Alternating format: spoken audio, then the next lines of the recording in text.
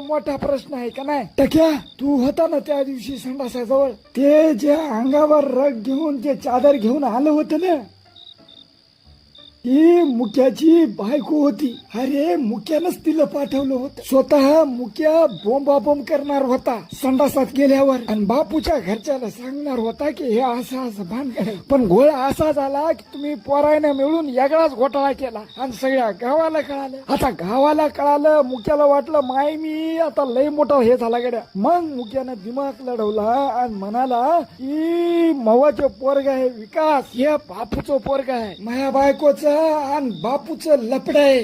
आता विकास बापूचा म्हणल्यावर मग कायद्यानं त्याला बापूची जगह प्रॉपर्टी आहे ती तर द्यावंच लागेल ना. म्हणून मुक्या म्हणताय की माझ्या पोराला अर्धी प्रॉपर्टी द्या, नाही तर मग मी कोर्टात जाईन, मेडिकल करीन, DNA करीन, असं काय नोंद बाय माय मी नाम्या बापून